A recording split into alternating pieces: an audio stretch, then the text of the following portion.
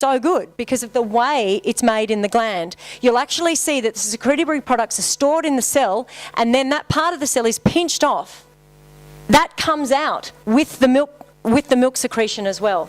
So that means a lot of the time when you're getting somatic cell count numbers that are high, what they're doing is counting these pinched off portions of cytoplasm, and it's not an indicator of the somatic cell count in that animal. Be mindful of that. If you see chunky milk, take a sample. Take a sample. Whether you get it to the vet that day, doesn't matter. Take a sample, put it in the fridge. Call the vet out. We've got transport medium swabs. They should be able to give them to you on farm. So when you have a dodgy milk sample, when you have a dodgy cow, take the sample, use it for the vet. This is in the notes. It's a grading system that I've made up. Based on a lot of research, is 3 grades of mastitis. This is all about herd recording. If one of your girls gets more than 3 cases of grade 2 mastitis in a lactation cull, get her out. It's going to be too much. It's too much. This leads into a whole other industry. What do we do with culled dairy cows? Anyway, that's maybe for another week. Intramammary antibiotics. If anyone's using those, if anyone's tried to put anything up a camel's teat, good luck. It's pretty tough.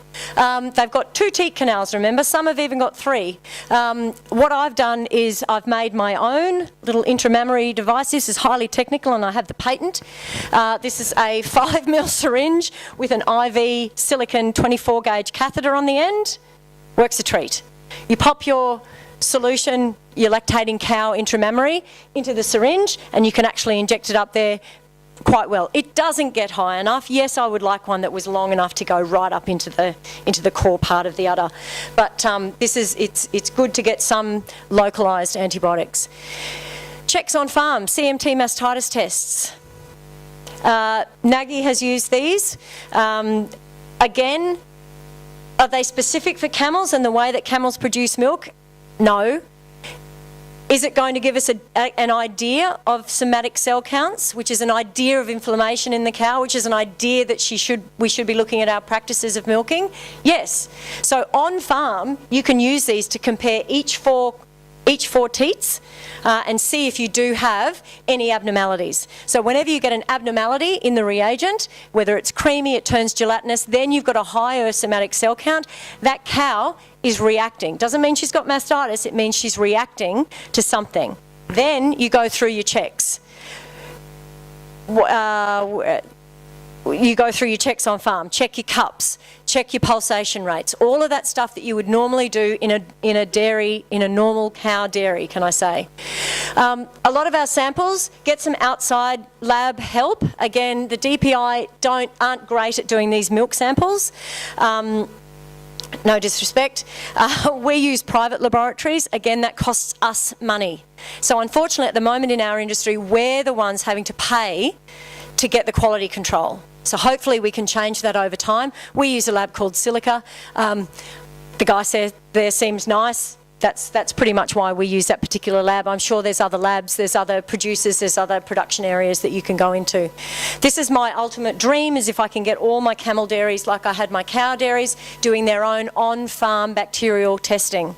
So what you want to try and do with mastitis is work out, is it contagious or is it environmental? Those cows with contagious mastitis, and I've had to brush over that, those cows that have got contagious mastitis have 2, maybe 3 specific type of bacteria. They're kind of an instant cull. I've tried to fix them over time. It never really works. You're better off just sort of getting them out of your system. These are little agar plates that you can learn how to do on farm with an incubator. Doesn't cost very much at all. You take a milk sample, literally squiggle it on like that, check the growth in a couple of days. It will tell you whether you've got one of these nasty bugs or not. And then you can start to go on a treatment protocol. I guess the common theme of today is get information before you start to make decisions. I don't really have time for calf health, unless you want me to speak for another couple of minutes, but calf health I found really important in that time, because they all do drop sort of around about the same time and it ends up being this horrific 4 months of your life. There are easy checks you can do on farm, guys, easy checks. PCV and total protein. All the vets here will just be going, yeah, you can tell so much. You can tell from taking a tiny blood sample from a newborn calf whether it had colostrum or not. And colostrum is liquid gold. That sets the animal up for life. If it can't get up for whatever reason, mum's absolutely shocking, she's got mastitis already, who knows, you have to deal with that problem. Because unlike in the cow dairy industry, to keep their industry going, it's a cow-calf unit. You've got to look after the cow-calf as a unit, because the cow doesn't produce milk without the calf around there. We won't go into how close. But so think about having a colostrum bank on farm. Powdered colostrum, it is available. Just freeze cow colostrum. Go to the cow dairy. If you're desperate, just go to a cow dairy and get cow colostrum. It's a start. You can use Camel Plas, but wow, it's really expensive. So I would just say get familiar with a local cow dairy, and you can use some frozen bovine colostrum. This is a little calf feeder, obviously with a suckle teat at the end. Only useful if the calf has a suckle reflex. So if it's a little bit preemie, you're not going to have a suckle reflex. This is useless. So you need a plan B. What's a plan B? A McGrath calf feeder. Again, doesn't get right down into the esophagus because of their long neck, but it bypasses the suckle reflex. So if you do have a sick calf and you need colostrum in there, we had a lot of success with these ones. Touching on this is another disposable feeder, so you can actually store that, freeze it, and then it comes with the introducer tube that you basically pop down that esophagus in there. Quick one, check the meconium, so the first poo that the calf has to do, really important. Use a Fleet enema, it's a brand called Fleet.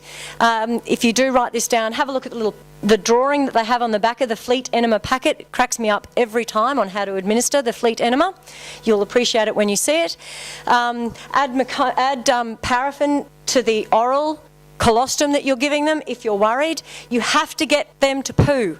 That's the start of the whole gastrointestinal tract starting to work. Getting that milk in there, starting peristalsis. If you've got to try and get them to poo. So those enemas are really good. Easy check the umbilicus. One of the most common reasons for calf disease is a dirty umbilicus.